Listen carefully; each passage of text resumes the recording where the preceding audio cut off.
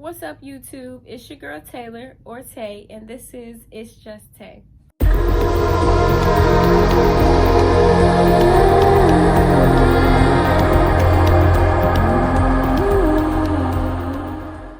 So today, guys, I've been thinking about what I wanted to do.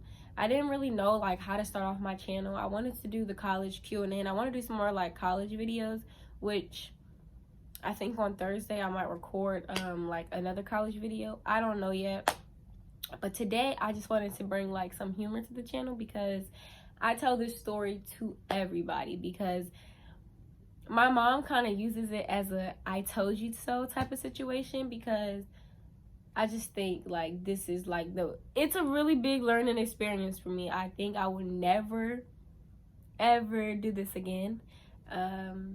Of course, being tipsy or being drunk isn't a bad thing, but when you go overboard and you don't know your limits, it turns into a totally different thing. And of course, I was that person who didn't want to listen to my mother. We were out of the country, and in Mexico, which I was in Mexico, you can drink at the age of 18. You're considered as an adult. You can go to the club, you can drink, whatever you want to do, you can do it at the age of 18. So I'm grown here. It doesn't matter. I'm over the age of 18, but I'm not drinking age.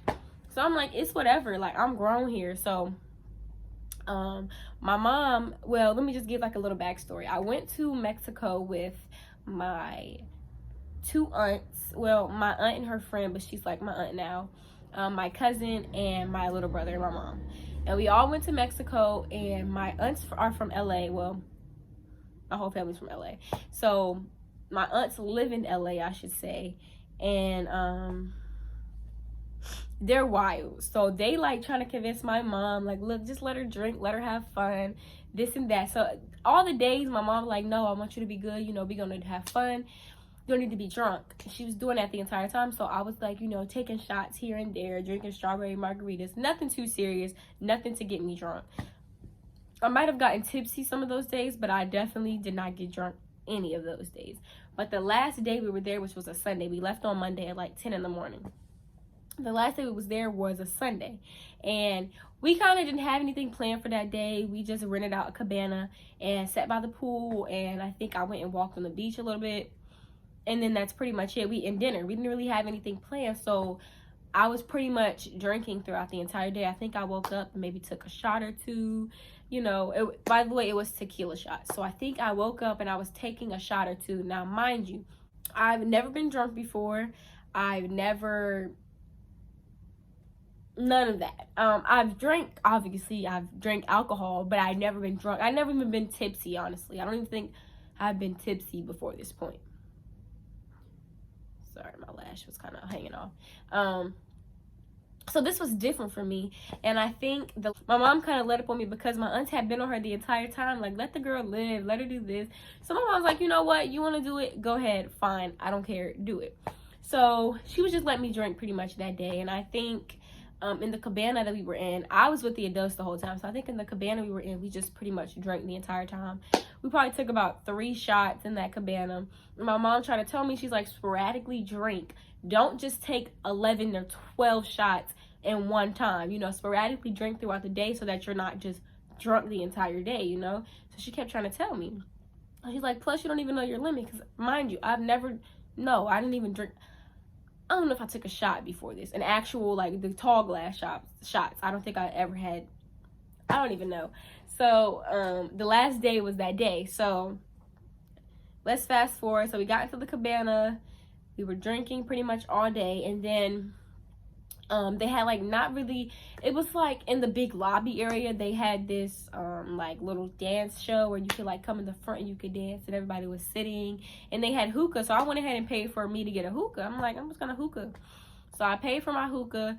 I did hookah, and a lot of people say hookah don't make you a little bit, but to me, if I was to just go to the hookah bar, it would get me a little dizzy, a little buzz, I should say. It gave me a little buzz, and that's pretty much what it was doing. It was adding to my tipsiness, because we had got to the lobby area. I think in the beginning we probably took 3 shots. My mom was done after that. She doesn't do it. We had to travel the next day too, so she's nah, I'm done after this. She took 3 shots. She was done. I was hanging in there with the OGs, my aunts. I was hanging in there. I was just taking shot after shot after shot. No chaser. I think by then I had probably taken 9 or 10 shots that day. I took about 9 or 10 tequila shots that day. Plus I did hookah. Plus I had maybe 4 or 5 strawberry margaritas. So that just shows y'all how much alcohol I consumed in that one day.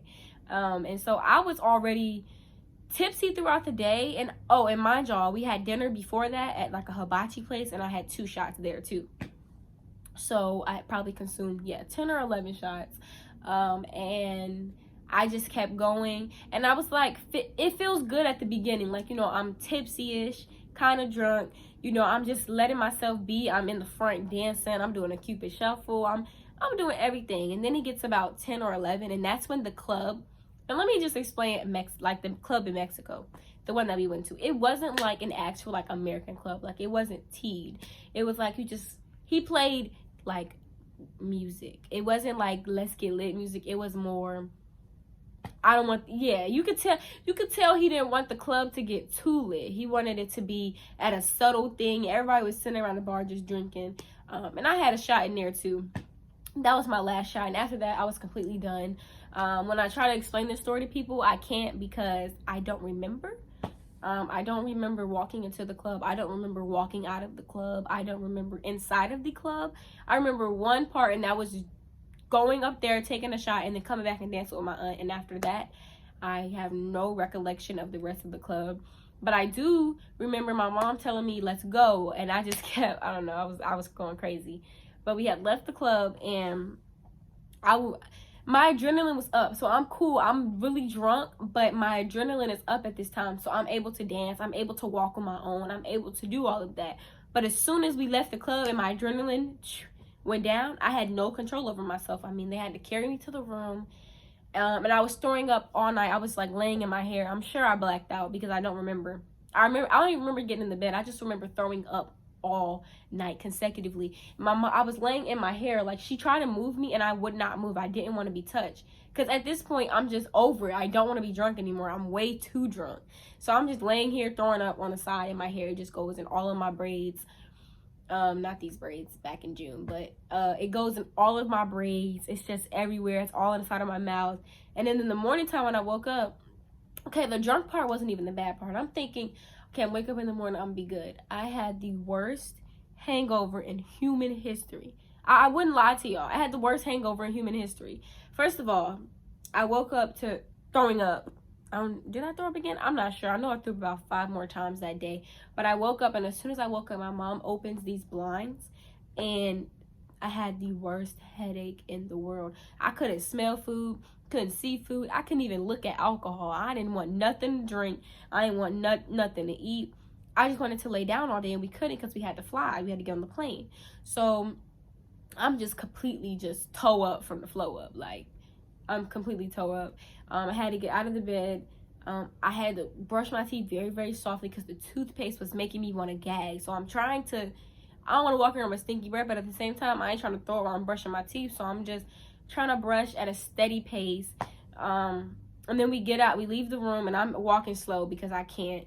I threw up back there. Then I threw up in the car. So I took one of their rags with me because if I'm in the car, I can't throw up in the car. So I was throwing up in this rag. When we got to the airport, I was throwing up in the airport, twice in the airport. And then I didn't throw up after that, but I didn't eat for the rest of the day.